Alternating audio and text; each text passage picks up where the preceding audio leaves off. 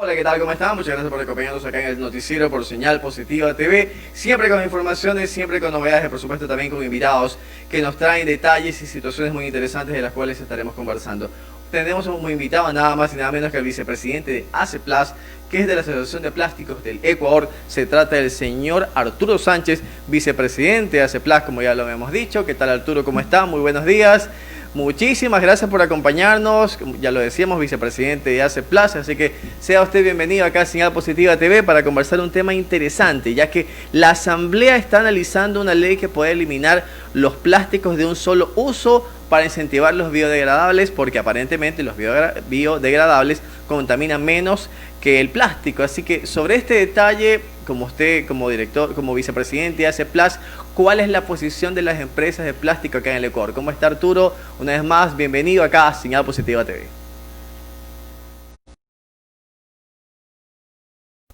Gracias por la entrevista. Básicamente, nosotros hemos estado en contacto con la Asamblea, justamente participando en la elaboración del proyecto del uso de plástico, ¿no? En realidad, más que una ley de eliminación de la funda plásticas, es una ley que está promoviendo el uso del reciclado y un consumo responsable. Efectivamente, pues, manejando las 3 Rs, ¿no? Que es reducir, reusar y reciclar. Básicamente en el sentido de que si yo no necesito una funda plástica, pues yo como usuario tengo la libertad de poder pedir o no pedir una funda plástica y asimismo trabajar pues desde las bases en la educación de colocar adecuadamente los residuos para estos disponerlos en lugares que están destinados para luego poder ser retirados por los diferentes GATs o municipios y pasarlos nuevamente a transformar en una materia plástica. Efectivamente, la ley está lista para segundo debate, en donde vaya a pasar a la Asamblea del Pleno con algunas atenuantes, como esta incorporación de material plástico durante algunos años, está en un periodo hasta 48 meses, en donde se tiene que ir incorporando en los productos de un solo uso cierta cantidad de material reciclado. En eso es lo que se encuentra hoy en día. En esta semana se va a analizar esa ley en la Asamblea. Esperemos a ver qué va saliendo, ¿no? Qué fruto sale de esta revisión del proyecto de ley.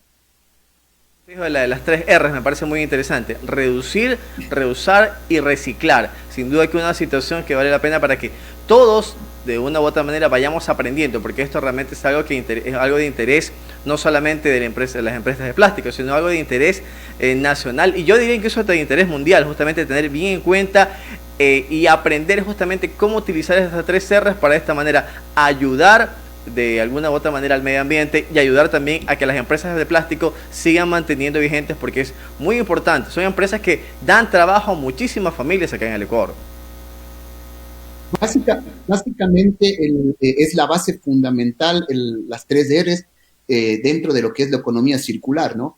¿A qué nos referimos con el tema de economía circular? Es que normalmente nosotros estamos acostumbrados a comprar un producto, consumir, y el empaque en el que viene el producto lo disponemos. Y lo peor de todo es que no lo disponemos adecuadamente, sino lo botamos en cualquier lado. Y este producto, pues este empaque, digamos, en el caso de los empaques plásticos, pasan a estar en lugares inadecuados y luego terminan en los mares, en los océanos, contaminando así el ambiente.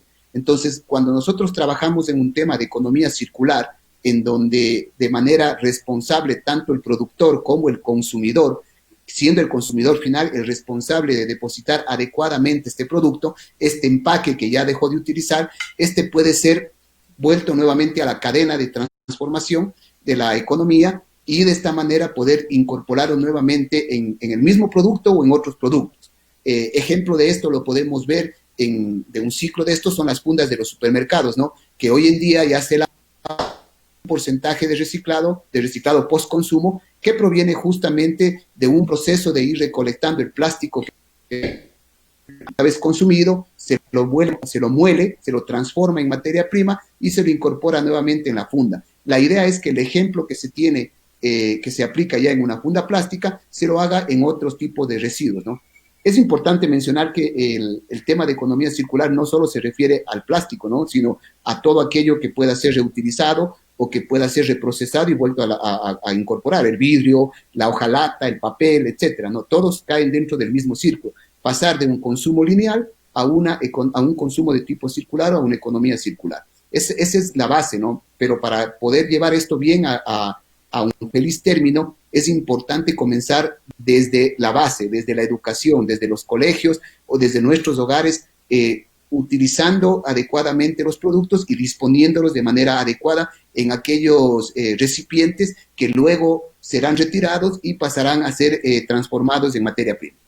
Lo que usted dice justamente, poder tener que sea prácticamente una capacitación y una educación que vaya desde las familias y desde las casas para que la gente haga una utilización correcta del plástico y de esta manera pueda buscar justamente ese reciclaje o esa reutilización para de esta manera pueda volver ese plástico a los medios de producción. Sí, es correcto. Y además que esto genera, tiene varios aspectos positivos, ¿no?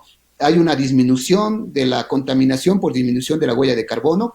El momento que yo utilizo material reciclado en la elaboración de nuevos productos, estoy utilizando menos cantidad de material virgen, por lo tanto, sale menos divisas, ¿no? Porque la materia prima, el polietileno es importado, no existe producción nacional, sino a nivel mundial y de otros países y se importa. Entonces, el rato que yo dejo de comprar materia prima virgen y utilizo más la reciclada, pues estoy contribuyendo a la balanza comercial de nuestro país.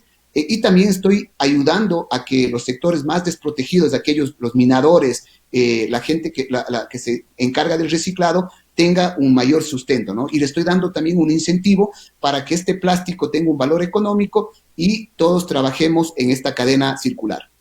Esta cadena circular y este trabajo que se va haciendo obviamente es algo que no es corto, debe ser un proceso a mediano o largo plazo. ¿De qué manera las empresas de plástico van a incentivar justamente de que esa economía circular y ese trabajo que se va a hacer, que realmente cuando se lo consigue, se lo logre, va a ser realmente muy pero muy bueno y veremos los frutos tal vez a futuro? Pero cómo ir buscando justamente para ir concientizando a la gente, sobre todo al consumidor final, para que esto se vaya utilizando, y también a los recicladores para que también de una u otra manera también trabajen en forma conjunta todos, o trabajemos de forma conjunta todos. Hoy en día ya la industria plástica tiene varios ejemplos de trabajar en el reciclado, ¿no? De ellos es en las botellas de PET, que incluso ya se obtiene un reciclado de PET de grado alimenticio, quiere decir que se lo puede volver a incorporar en las mismas botellas. E incluso existen ciertas normativas donde se dice que los nuevos productos, las nuevas botellas de PET tienen que incorporar material reciclado. Hay empresas que están haciendo inversiones en plantas de tratamiento y recuperación del plástico, pero necesitamos una base que es el poder tener la materia prima, o sea, es decir, que, como decíamos antes, que desde los hogares logremos seleccionar, clasificar adecuadamente aquellos productos que son reciclables para que los minadores los puedan entregar en los centros de acopio y estos centros de acopio a su vez puedan entregarles a los transformadores de materia prima o a los mismos productores de plástico. Existen estas formas. Es toda una cadena, ¿no? Pero de nada sirve, por ejemplo, si usted en su hogar o yo en el mío separamos el plástico, por ejemplo, o otros productos reciclables, y el carro de la basura viene y se lleva todo al mismo sitio, o sea, lo mezcla. Entonces, lo ideal es que haya una que haya una separación, pero también que haya una coordinación con los gestores de la basura, de tal manera que esto lo lleven de manera diferenciada. Un día lleven los desechos comunes, desechos orgánicos, y otro día los lleven, por ejemplo, todos los productos que son reciclables, el plástico y los demás. Entonces, es un trabajo que hay que hacerlo, que países más industrializados lo vienen ya desarrollando desde hace años atrás. Europa es uno de los ejemplos. Por decir algo, Europa comenzó con porcentajes muy bajos de reciclado y hoy en día ya tienen porcentajes de reciclado que superan el 50%. Quiere decir que el 50% de sus residuos están siendo hoy en día recuperados. Llámese plástico u otros productos, ¿no? Pero en el caso nuestro que nos compete es realmente el plástico con el que más tenemos que trabajar. Es una responsabilidad compartida, donde el productor tiene sus obligaciones y el consumidor también tiene sus responsabilidades y obligaciones al dar una disposición adecuada, como bien lo venimos recalcando, porque esta es la base, ¿no? De nada sirve que yo ponga un montón de normas de educación si el que usuario, el que utilice el producto no dispone adecuadamente el residuo, pues no sirve de nada. Efectivamente, no sirve de nada, porque obviamente debe ser, como usted dice, esta situación debe ya convertirse en ley, pero más que convertirse en ley, tiene que tener una idea clara también el consumidor final de que es una responsabilidad de todos cuidar el medio ambiente y que si lo podemos hacer de una manera ordenada, se lo puede. O sea, realmente yo estoy totalmente seguro de que se lo puede hacer. Lo complicado, podemos decir, si queremos buscar alguna complicación, es buscar que eso sea una costumbre, una norma, una costumbre, porque si ya lo comenzamos a hacer de todas las familias en el Ecuador, lo comienzan a hacer como algo normal y cotidiano, se lo va a poder hacer incluso fácilmente. Obviamente yo sé que va a tomar su tiempo, pero sin duda que ese tiempo sin duda se lo verá reflejado, o esos frutos se los verá reflejado justamente en el trabajo y en el tiempo que se lo vaya realizando. Es un trabajo en un tema de educación, como bien usted lo dice, y yo creo que la gente es muy capaz de hacer eso, nuestra población, y el ejemplo típico es el uso hoy en día de la mascarilla, ¿no? Ha sido un proceso de estar recalcando que uno tiene que utilizar la mascarilla para evitar los temas de contagio, entonces se vuelve una costumbre, se vuelve un hábito, y ya la gente sabe que si voy a salir a la calle, pues tengo que utilizar la mascarilla. De igual manera, el momento que vayamos trabajando y vayamos introduciendo estos conceptos básicos de responsabilidad y de educación, poco a poco desde los niños van a saber que tenemos que colocar adecuadamente los residuos para que estos puedan ser luego reciclados e incorporados en las cadenas productivas. En algunos lugares justamente hay un supermercado muy cerca de mi casa donde ya hay un lugar justamente para que la gente vaya a depositar sobre todo las botellas de plástico y de esta manera ayudar a las recicladoras. Esto es parte también de la idea que está haciendo ACEPLAS para que de esta manera ya se vaya incorporando esa idea en la mente y en la costumbre de los ecuatorianos. Sí, claro, es parte del proceso, ¿no? Hay otra empresa, corporación favorita, por ejemplo, que montó una empresa de reciclado que se llama Gira, la empresa, y ha puesto en diferentes locales comerciales, en diferentes malls, tienen en la parte de los parqueaderos unos de ir a depositar, valga la redundancia, perdón, aquellos artículos, ¿no? Papel, cartón, plástico, de manera diferenciada, y ellos se encargan a su vez de llevar a centros de acopio y reciclar y luego lo venden a la cadena productiva. O sea, ellos ya están trabajando en esto. Este es un ejemplo de la empresa privada contribuyendo para el sector en general, el ambiente, y también para favorecer al sector plástico poder incorporar nuevamente estos materiales. ¿Qué acercamiento ha tenido ya con las autoridades locales, con los municipios, como el caso de acá en la ciudad de Guayaquil? ¿Ya han tenido algún acercamiento con los municipios para que de esta manera también se vayan incorporando esta idea de ACEPLAS? A ver, el municipio de Guayaquil fue el primer municipio en sacar una ordenanza del plástico. Está vigente ya un poquito más de un año, no recuerdo bien la fecha, pero en esa ley también es una ley que habla de la regulación y del consumo de plástico con la incorporación de materiales reciclados. O sea, todos los que producimos plástico y vendemos o entregamos ya en Guayaquil, está incorporado ya ciertos porcentajes de reciclado. De hecho, el municipio de Guayaquil fue el primero que lanzó, como bien digo, y luego hemos tenido ordenanzas en Manabí, en la provincia del Guayas, en San Borondón, etcétera, y hay en otras partes del país donde también se hablan de ordenanzas. Lamentablemente son 222 municipios y cada uno de ellos está sacando una ordenanza de manera independiente. Algunas de ellas hablan de proyectos de prohibición, otras hablan de proyectos de regulación, pero para la industria plástica es muy difícil poder cumplir con todos ellos. Por eso es que estamos apostando y trabajando de la mano con el Ministerio de la Industria y bien con el gobierno y con la Asamblea para poder sacar esta ley del plástico, que sería una ley que de cierta manera regule a todos cómo manejar el plástico, cómo incorporar el reciclado en los diferentes productos, la productiva y el ambiente en general. O sea, lo que se quiere obviamente que la gente vaya entendiendo lo que se debe hacer y obviamente la respuesta de parte de la Asamblea ha sido positiva hasta el momento, obviamente todavía no, cuando ya venga la votación lo conoceremos, pero la Asamblea, ¿cómo ha tomado justamente la idea de ACEPLAS? ¿Lo ha tomado en buena forma? A ver, la comisión que esté encargada, la comisión económica que esté encargada de la elaboración de este proyecto de ley, que está dirigida por el asambleísta Esteban Albornoz, ha hecho un trabajo muy grande, ha recolectado mucha información de diferentes frentes, no solamente insumos de la parte de la Asociación de Plásticos, sino incluso de la academia, de la parte de sectores dedicados al cuidado de ambiente, todos los que son ecologistas, etcétera. Bueno, ha tenido un montón de insumos y en base de eso ellos han hecho un borrador que está hoy en día ya para segundo debate en la Asamblea. Este borrador contempla ciertas normativas, ciertas regulaciones, obligaciones que tenemos que cumplir los productores de plástico y también los GATS y también el consumidor en general, ¿no? Es una ley bastante amplia, siempre pues hay algo que mejorar, hay algo que ver, esperemos a ver qué aportes salen del debate que se dé en la Asamblea y que lo que nosotros buscamos es no que se prohíba la producción, porque prohibir significa dejar empresas paradas, empresas que vayan a la quiebra y al desempleo. Hoy en día, que es cuando más debemos trabajar para reactivar la economía del país, pues es difícil pensar en que se genere una ley donde se hable de la eliminación o de la prohibición y por consiguiente de la eliminación de empresas, ¿no? Mucha gente vive de esto de manera directa y también empleos indirectos. Usted lo dice realmente en un momento de que el Ecuador necesita una reactivación económica, todo el país la necesita, no solamente las empresas, sino también la gente necesita tener mayor cantidad de trabajo. Sabemos que hay una gran cantidad de empresas de plástico acá en el Ecuador. Exactamente en nuestro país actualmente, ¿cuántas empresas de plástico existen? Un censo aproximado son más de 600 empresas que se dedican a la producción de plásticos, no solamente de empaques plásticos de un solo uso o empaques de alimentos. Dentro del plástico está todos aquellos destinados, por ejemplo, plásticos para la construcción, plásticos para el tema de fabricación de piezas y partes. O sea, es muy grande la gama de plástico, pero son más de 600 empresas y más de 30.000 empleos directos, ¿no? Y yo diría que más de 120.000 empleos indirectos que dependen de esta cadena productiva.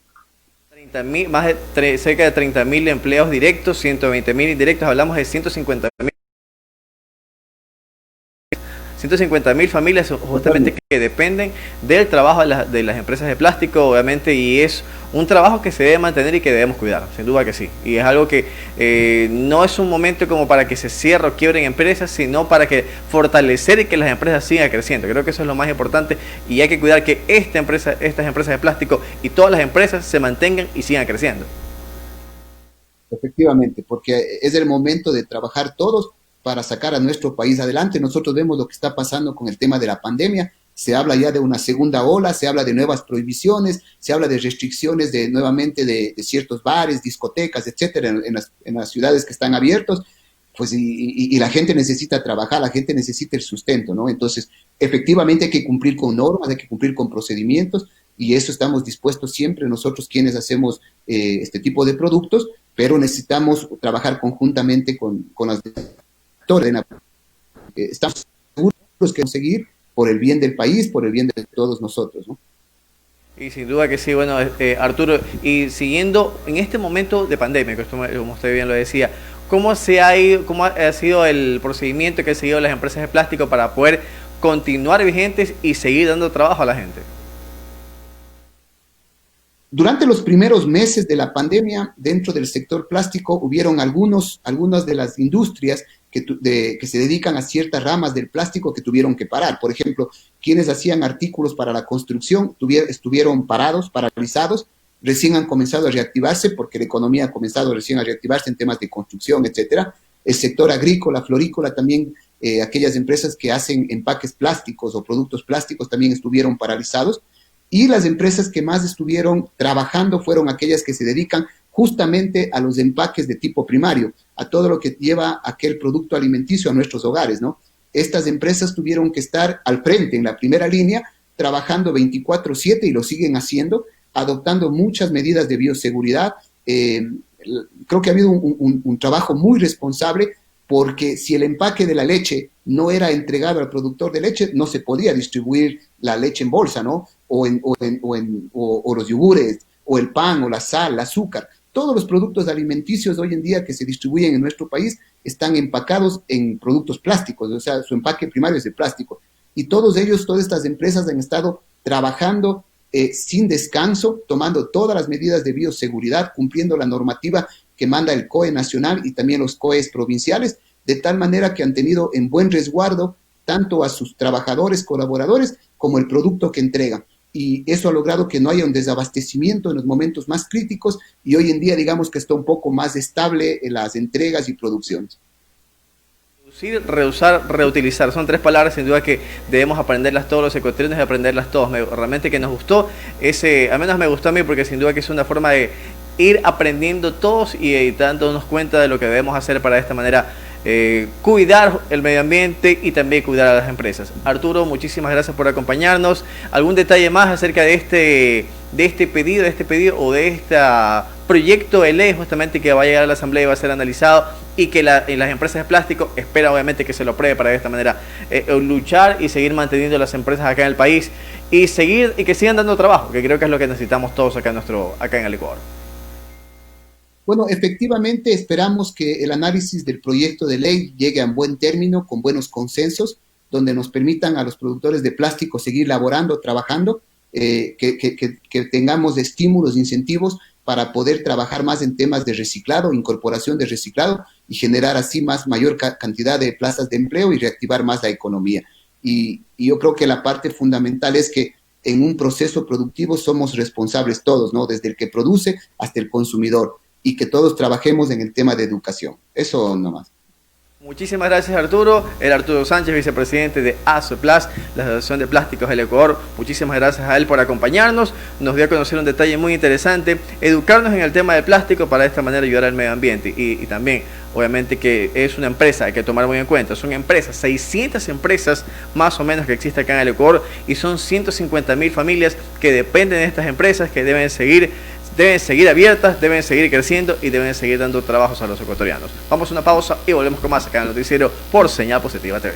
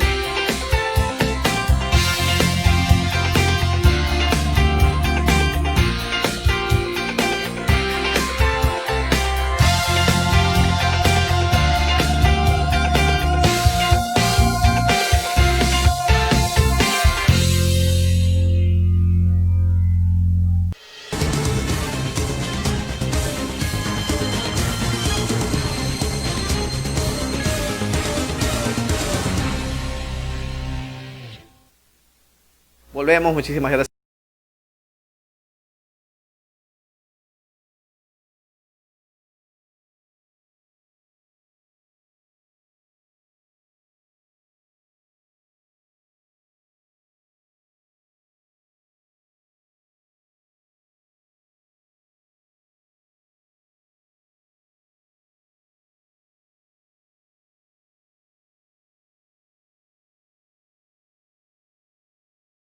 Vea, el día de ayer quiero enviarle un saludo, no lo pude ver, pero yo lo voy a ver hoy porque no pude ver la entrevista ayer de un querido amigo que habla de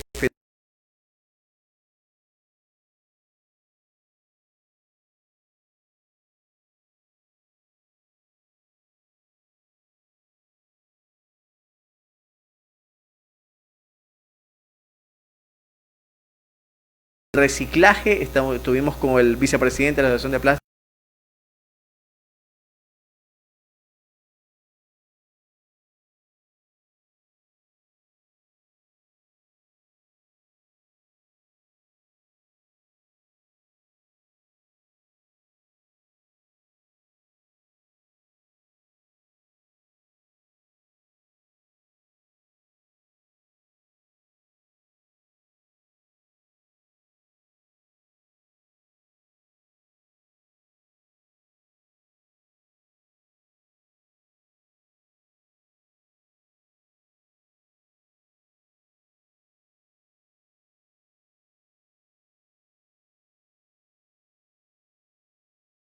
Se sintió un sismo en la Sierra Central del Ecuador. El Instituto Geofísico del Ecuador informó a las 6 horas con 59 que el epicentro fue de 10.6 kilómetros de Machachi, a 10.6 kilómetros de Machachi, Pichincha a una profundidad de 5 kilómetros. La primera alerta reportó una magnitud de 4,90, sin embargo, luego cambió y se corrigió la magnitud a 3,57 según lo dijo el Instituto Geofísico del Ecuador. Así que hubo sismo Machachi y se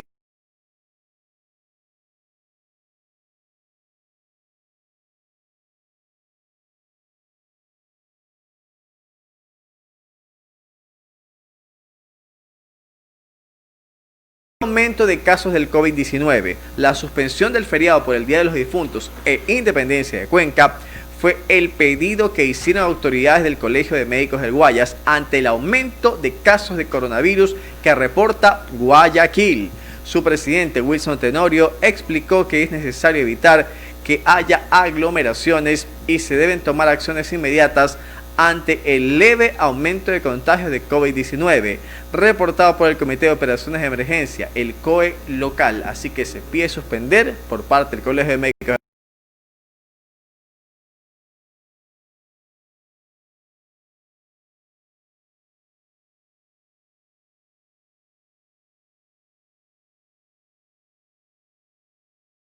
La posición del COE de Guayaquil de cerrar los cementerios de la ciudad en el feriado que empieza el sábado 31 y que finalizará el martes 3 de noviembre no afectará la realización de velatorios ni sepelios, que se mantendrán con un aforo de 20 personas.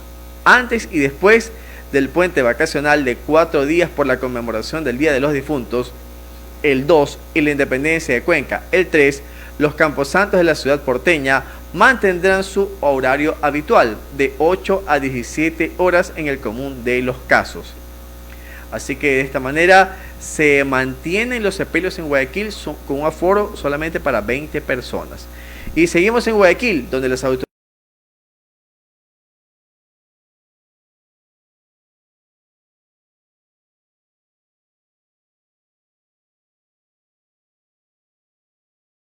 comercial sumada al movimiento de personas se hacen notar mucho más. A días del festejo de Halloween que realizan comercios en Guayaquil, el feriado por el Día de los Difuntos y la Independencia de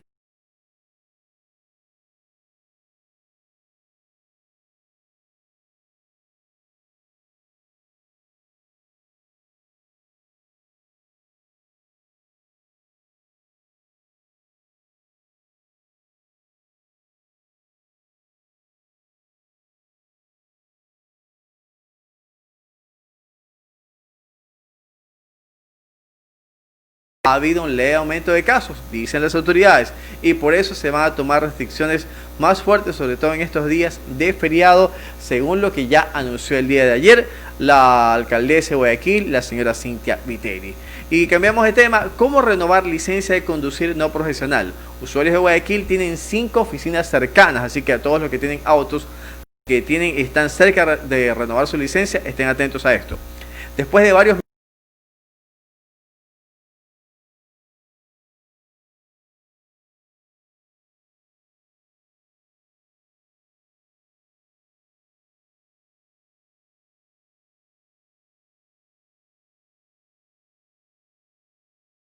tránsito. Luego tienen que realizar un examen psicosensométrico en una de las escuelas de capacitación autorizadas por la Agencia Nacional de Tránsito, la ANT, cuyo costo está entre los 17 hasta los $21. Así que, ¿cómo renovar la licencia? Acá en Guayaquil existen 5 oficinas, así que esté atento. Si ya le toca renovar su licencia, puede hacerlo y hágalo lo más pronto posible. Es un trámite que preferible lo tenga usted a tiempo. No vaya a ser que por demorarse un poco ya no pueda hacer la renovación, tengamos algún problema de restricciones mucho más graves o mucho más fuertes y no pueda renovar su licencia, y eso le va a impedir rodar o a salir con su auto con normalidad, o pueda tener algún inconveniente. Y más de 100 pajonales quemadas, y casas en peligro por incendios forestales. Esto sucedió en Manabí. 3 focos de incendios forestales tuvo que atender el domingo una decena de bomberos del Cantón Santa Ana para evitar que el fuego afecte viviendas, sobre todo en la parroquia Ayacucho, donde la ignición dejó cerca de 100 hectáreas de pajonales quemadas, con la respectiva afectación a las especies endémicas de la zona, y que hasta el momento es el incendio de mayores proporciones registrado en Manabí. Cristian Macías, jefe del Cuerpo de Bomberos de Santa Ana, señaló que el primer suceso se dio en la localidad de El Nispero de la parroquia urbana Lodana, donde se activó un incendio que dejó 1 hectárea de caña guadúa quemada. Con esta información a nivel nacional, hacemos una pausa. ¿Qué les parece? Volvemos con más. Ya regresaremos con la información internacional acá en el noticiero por Señal Positiva TV.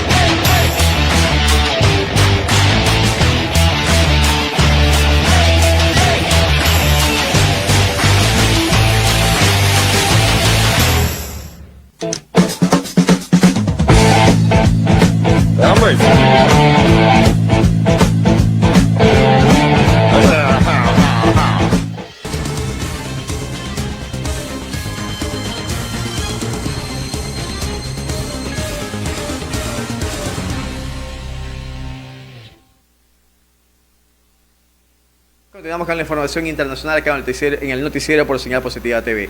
Tasa de desempleo de España sube del 16.3% con 3.7 millones de personas en paro, es decir, sin empleo.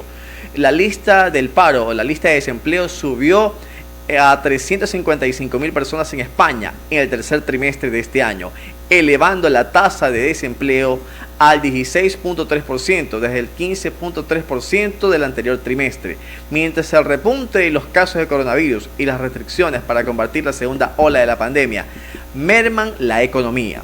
el número total de personas desempleadas asciende a 3.7 millones de personas, según los datos del Instituto Nacional de Estadística. Si bien es cierto, el tema del coronavirus y de los casos del COVID-19 es algo preocupante, que lo es, no hay que apartarse del tema, pero sin duda que el tema también del desempleo está siendo, o puede llegar a ser incluso mucho peor que la misma pandemia. Esperemos que ya las autoridades a nivel mundial encuentren la forma para de esta manera ir cuidando, que la gente también entienda que debe ir cuidándose poco a poco, que si se abren las posibilidades para poder laborar o para poder salir, no es para realmente hacer las cosas como lo hacíamos antes, sino para hacerlo de una manera ordenada, cuidándonos todos, y que la economía vaya creciendo en nuestro y en todos los países, y que de esta manera no crezca la tasa de desempleo, sino que vaya habiendo mayores posibilidades de trabajo, que es lo que esperamos todos.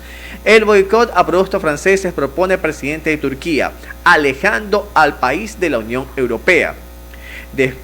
Decenas de miles de personas participaron este martes en una movilización en la capital de Bangladesh para pedir el boicot de productos franceses y quemaron carteles con el rostro del presidente Emmanuel Macron, luego de que éste defendiese la publicación de caricaturas del profeta Mahoma. La policía estimó que más de 40.000 personas se sumaron a la marcha organizada por el partido islamista, que fue detenida antes de que pudiera acercarse a la embajada francesa en Dhaka. Así que boicot a productos franceses propone el presidente de Turquía, nada más y nada menos. Y nuevos incendios forestales en Los Ángeles obligan a evacuar a unas 90.000 personas. 90.000 familias fueron evacuadas el lunes de una localidad cerca de Los Ángeles, California, en Estados Unidos, luego de que 2 incendios forestales se extendieran rápidamente a más de 5.900 hectáreas, bloqueando carreteras e hiriendo gravemente a 2 bomberos.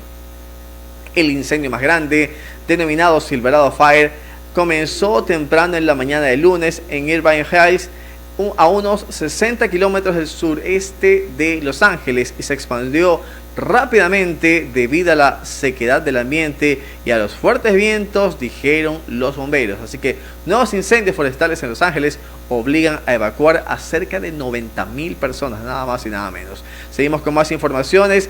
El legado de la esclavitud dejó en el sur de Estados Unidos marca en las elecciones presidenciales. Veamos este tema.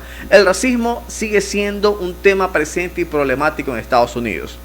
Han pasado 55 años desde que el activista de los derechos civiles, el reverendo Seth Vivian, fuera golpeado delante de las cámaras de televisión por el sheriff de Selma, Alabama, James Clark, cuando protestaba contra la discriminación de los afroamericanos en las urnas. Pero las prácticas para arrebatar el derecho al voto a esta y otras minorías no han desaparecido, especialmente en el sur de los Estados Unidos, donde el racismo, increíblemente en el siglo XXI, pero eso todavía existe, donde las heridas del racismo siguen abiertas. Insistimos, a pesar de que ya estamos en el siglo XXI, en una era tecnológica, globalizada, siguen existiendo temas que me parecen ridículos y tontos, como el racismo en algunos países, sobre todo en la parte sur de los Estados Unidos. Increíble. La ONU alerta de una desnutrición infantil sin precedentes en el sur del Yemen. Naciones Unidas alertó este martes 27 de octubre de que 1 de cada 5 niños menores de 5 años en el sur de Yemen sufren desnutrición aguda, las tasas más altas jamás registradas en esa parte del país, de este país en guerra durante más de 5 años, y cerca de 100.000 pequeños corren el riesgo de morir. Se estima que 1 de cada 5 niños menores de 5 años en algunos lugares de Yemen padecen de desnutrición aguda y necesitan tratamiento urgente a medida que aumentan los casos de desnutrición aguda en el sur de ese país, según el último análisis de desnutrición de la Clasificación Integrada de la Seguridad Alimentaria, publicado hoy por la Organización de Naciones Unidas, la ONU. Siguiendo con más informaciones, protestas y enfrentamientos en varias ciudades de Italia contra los cierres. Numerosas manifestaciones de protesta se han producido en varias ciudades de Italia contra el decreto de gobierno para frenar los contagios por coronavirus, que prevé el cierre de algunas actividades y de los bares y restaurantes a las 18 horas y que algunas han degenerado en enfrentamientos con la policía y actos vandálicos. Varios centenares de personas se manifestaron por las calles de Milán como protesta a las nuevas restricciones introducidas por el gobierno y se vivieron momentos de tensión cuando algunas personas lanzaron bengalas y petardos contra la policía. Así que momentos de tensión, protestas y enfrentamiento en Italia porque se van a ver restricciones más fuertes por el tema de aumento de casos, lo que llaman la segunda ola o el rebrote por el tema del COVID-19. Dejamos el tema internacional y nos vamos a los deportes. Hace pocos minutos me contaba Génesis que estaba siguiendo la carrera de lleno. Carapaz se defiende, todavía está en el liderato. Parece que perdió en la última etapa, pero se mantiene como líder de la Vuelta a España. Se está en la etapa 7 y ya pasaríamos a la etapa 8. Y este martes, Primož Roglič y Richard Carapaz se saludaron en la línea de partida de la séptima etapa de la Vuelta a España. Tras el respiro para los ciclistas, la etapa de media montaña tendrá ascensiones tradicionales del ciclismo vasco y español. El Puerto de Orduña, el pelotón debió, porque ya completó 159.7 kilómetros entre la capital alavesa, Vitoria-Gasteiz y la localidad de Villanueva en Valdegovia. Parece que perdió esta etapa, ¿verdad, Génesis? ¿Perdió esta etapa? Quedó, pero sigue como líder absoluto de la competición. Aquí nos indica también nuestra productora, que además también es periodista, de que se mantiene Richard Carapaz líder de la Vuelta a España. Sin duda que sería un logro, esperemos que se mantenga así. Sabemos que Richard Carapaz no solamente que es nuestro crédito ciclístico, sino que es actualmente uno de los mejores ciclistas del mundo, lo cual ya es una realidad. Así que esperamos que en esta Vuelta a España no logró retener o mantener o repetir el título del Giro de Italia, pero vamos a ver cómo le va en la Vuelta en España. Hasta el momento se mantiene como el líder absoluto a pesar de no haber ganado esta etapa, así que se mantiene en el liderato nuestro ciclista Richard Carapaz. Seguimos ahora con las eliminatorias de Qatar, cambiamos el ciclismo, nos vamos al fútbol. Ya hay horarios confirmados para los partidos entre Ecuador frente a Bolivia y frente a Colombia en las fechas que serán en noviembre por las eliminatorias rumbo a Qatar 2022. La Dirección de Competiciones y Selecciones de la Conmebol informó el lunes las fechas y horarios para los partidos de la doble jornada de noviembre y de las eliminatorias sudamericanas de la Copa del Mundo. Los próximos 10 encuentros clasificatorios se disputarán entre el jueves 12 y el martes 17 de noviembre del 2020, según un comunicado del ente rector del fútbol sudamericano. Creo que usted tenía, Génesis, ¿no tenía? Los horarios, aunque sabemos que los horarios para lo que serán los partidos de este miércoles. Recordemos que Ecuador jugó 2 partidos en el mes de octubre, primero ante Argentina cayendo 1-0 y después el partido frente a Uruguay, donde el conjunto ecuatoriano alcanzó una victoria muy buena ante el conjunto charrúa por 4-2. Aquí están los horarios justamente que nos indicaba Génesis, que los tenía acá. 12 de noviembre, Ecuador visita el Hernando Siles de La Paz para enfrentarse a la selección de Bolivia, jugará como visitante. 12 de noviembre, 15 horas, fecha y horario confirmado por la Confederación Sudamericana de Fútbol del partido que tendrá que cumplir la selección ecuatoriana de fútbol como visitante ante su similar de Bolivia. Después de Ecuador, el 17 de noviembre, ya por la cuarta fecha de eliminatorias, se medirá a Colombia. Este partido será en el Estadio Rodrigo Paz Delgado, o conocido también como el Casablanca, en la ciudad de Quito, lugar donde está siendo local el conjunto ecuatoriano, y recibirá a la selección de Colombia. 17 de noviembre, 16 horas. Estos son los partidos, los horarios, las fechas y los horarios confirmados de los partidos de Ecuador ante sus próximos rivales, Bolivia y Colombia respectivamente. Seguimos con el fútbol, dejamos ahora a la selección ecuatoriana de balompié. Recordemos que hay microciclos que se cumplirán esta semana 27-28 de noviembre con jugadores que fueron llamados por el técnico Gustavo Alfaro. Me parece muy bien los microciclos que se están realizando. Ya ha habido polémicas por algunos elementos que han sido llamados, pero recordemos que es un microciclo de trabajo. Me parece algo muy bueno que el técnico de la tricolor vaya trabajando con algunos elementos que en su mayoría, tal vez ya para los partidos oficiales, no sean llamados, pero es muy bueno que él vaya conociendo y trabajando con la mayor cantidad de jugadores ecuatorianos que pueden ser convocados a futuro a la selección de nuestro país. Seguimos ahora con Marcelo Gallardo, el muñeco Gallardo, como se le conoce, técnico del River Plate de Argentina y uno de los mejores técnicos actualmente del balompié sudamericano. Ha sido aislado por estar en contacto con persona que dio positivo por COVID-19. El técnico de River Plate, Marcelo Gallardo, se encuentra aislado luego de haber tenido contacto cercano con una persona que dio positivo por COVID-19. El muñeco está en tratamiento hasta el jueves, cuando se efectuará una prueba de hisopado para determinar su estado, según informó el 13, un medio de comunicación en la Argentina. El técnico Marcelo Gallardo ha sido aislado de manera preventiva debido a que estuvo en contacto con una persona que posteriormente dio positivo por COVID-19. Una vez cumplido el tiempo prudencial, se realizarán los exámenes correspondientes, señaló el club en su cuenta Twitter, así que está en aislamiento el técnico de River Plate, Marcelo el Muñeco Gallardo. River Plate, que es uno de los equipos, se manifiesta como uno de los cuadros candidatos para ganar la Copa Libertadores en este año. Manchester City ya piensa en un plan B si Pep Guardiola decide no continuar. El Manchester City comienza a ponerse nervioso, con más problemas de los esperados sobre el césped en este comienzo de temporada. El club se encuentra con otra gran incógnita de cara al futuro, ya que el contrato de Pep Guardiola termina el próximo 30 de junio y por el momento nada se sabe de su renovación.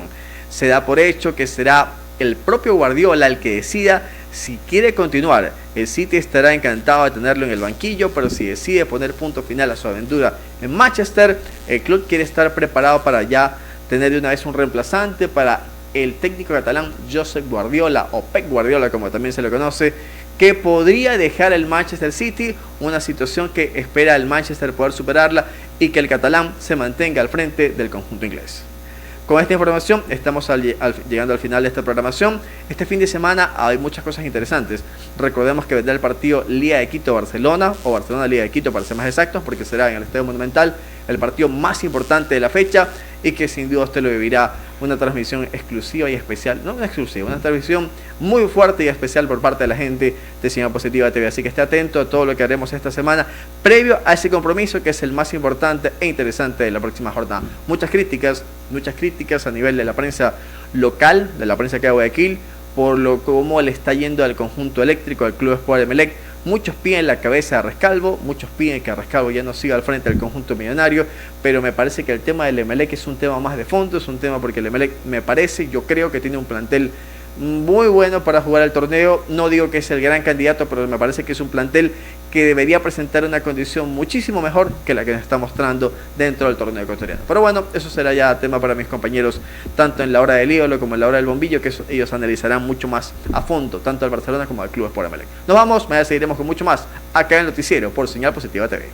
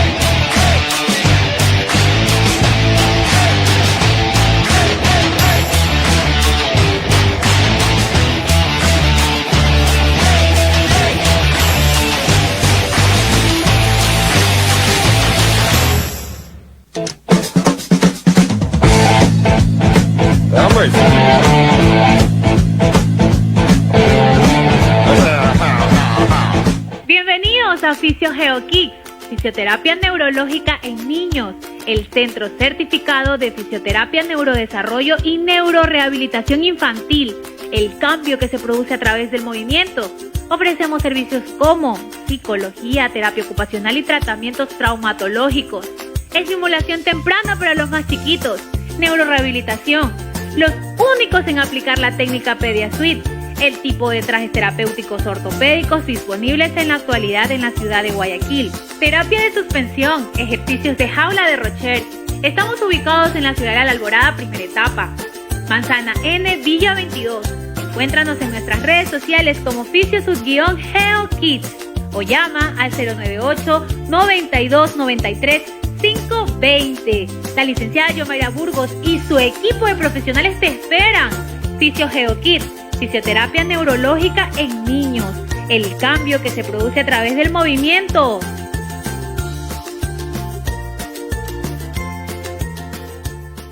Buscamos el máximo desarrollo del cuerpo con enfoque al cambio. Ofrecemos servicio a domicilio en la ciudad de Guayaquil. Llámanos al 099-6915-599 o al 3844-745.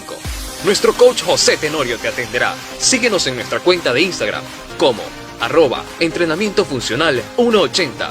Mejore su equilibrio, coordinación, agilidad y resistencia. Entrenamiento funcional Heal the Body. El cambio que su cuerpo está esperando.